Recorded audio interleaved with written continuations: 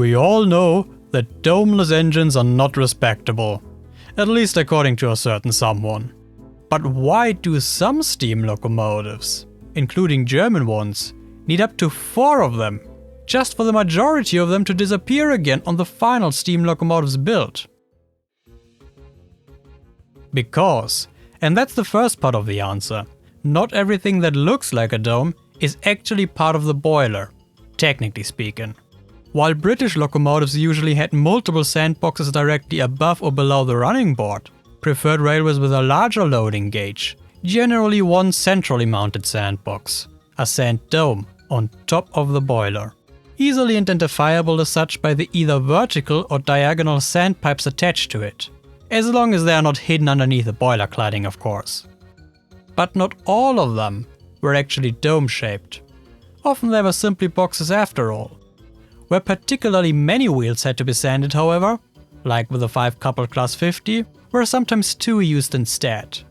Interestingly, however, did the newly built or rebuilt steam locomotives in post-war West Germany use the British setup of lower-placed sandboxes instead, as rapid electrification made refilling top-mounted sand domes increasingly dangerous.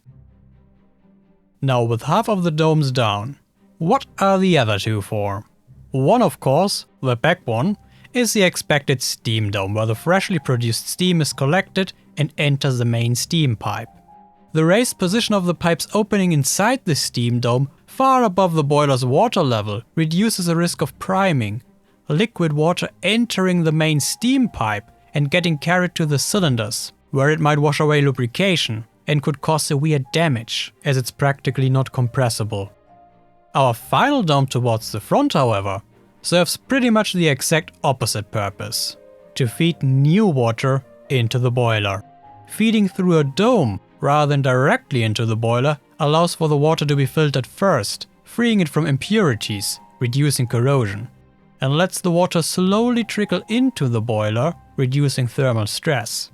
But for why feed water domes are missing on the final generation of built steam locomotives, we have to look at a different device first, which directly links to it. The feed water heater. With the German standard locomotives typically found on top of the smoke box, but with older types pretty much anywhere around the boiler.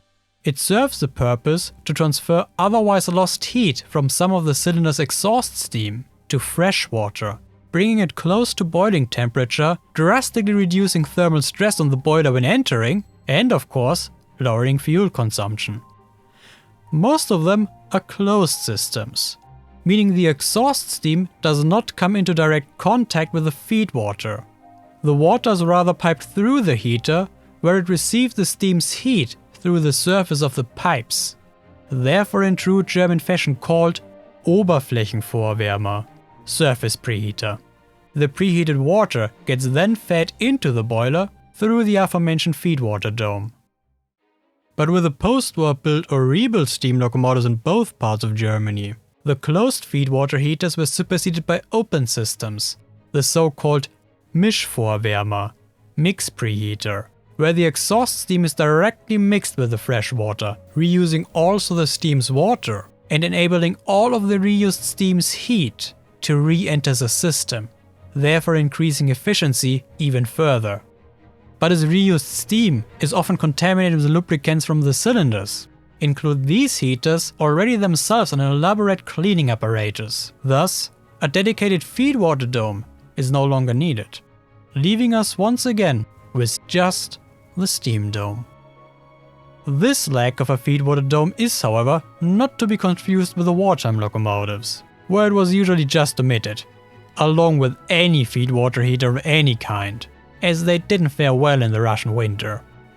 But we have talked about German war locomotives before on this channel.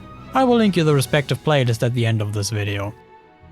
Thank you Contrian, Denman, Dave Heise, Getter, Kay Frankley, Lucas Ilskens, Megan1220, Manus Moba, Martin Zotan Vigican, Michael Beck, SGG Scuba, Søren Dominic Cook, Steamy Player, Void Elder, and all the other channel members for helping me to bring more German railway history to you.